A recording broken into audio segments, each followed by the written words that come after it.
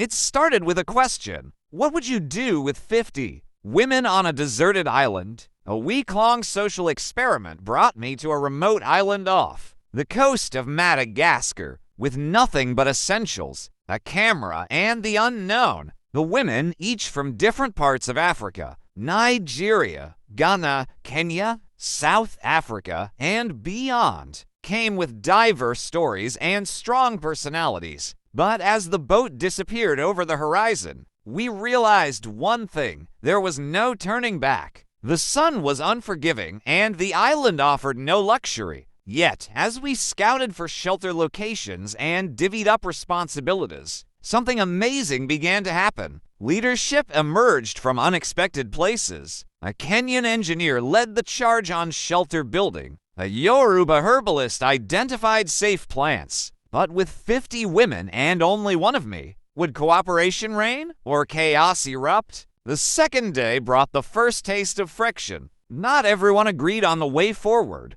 Some pushed for structure and order, others for freedom and creativity. I found myself not just surviving, but mediating between clashing visions. Yet, amidst the heat, literal and emotional, a miracle sparked: fire. With fire came food. We cooked together, told stories by moonlight, and even danced. A South African dance troupe led a late-night celebration that reminded us of our shared humanity. Bonds started forming. Still, deep beneath the laughter, I sensed something brewing, something that would test the fragile harmony we were building. On the third night, nature unleashed its fury. A sudden tropical storm tore through the island like a vengeful spirit. Tents collapsed, food supplies scattered, and fear gripped the group. That night, I saw the true strength of African women. They held each other, shielded the young ones, and protected even me from the wild winds. After the storm, something changed. The survivors of the night were no longer strangers. We became a unit. I watched as a Rwandan teacher comforted a crying girl from Zambia, while a Cameroonian nurse treated the wounded. In the face of disaster, these women built something more powerful than shelter: a sisterhood. By the fifth day, a new system emerged.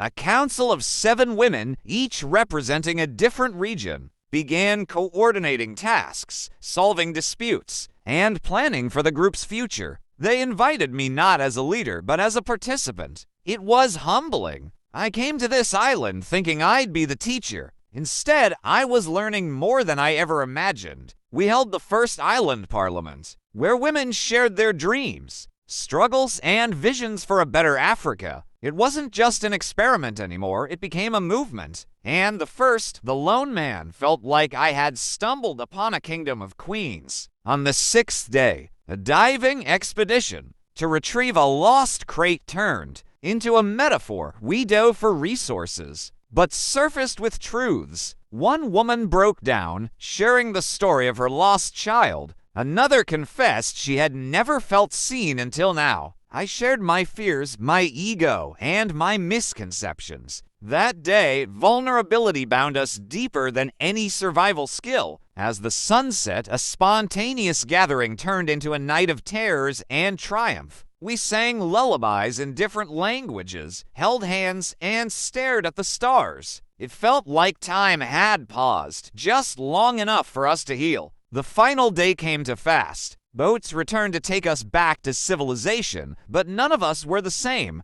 We'd survived hunger, heat, and heartbreak, but more importantly, we'd built bridges across cultures. I left the island with sunburned skin, a full heart, and 50 new sisters. As I waved goodbye, one of the women shouted, "Tell them our story." And here I am, doing just that. This wasn't just a vlog. It was a mirror into humanity, a lesson in humility, and a tribute to the strength of African women. So I ask you, viewers, what would you do with 50 women on a deserted island? And there you have it, 1 week. 50 incredible African women, 1 wild island, and memories that will live with me forever. From battling storms to building bonds, this journey wasn't just about survival. It was about discovery, strength, and the power of unity. If this story inspired you, taught you something new, or just made you smile.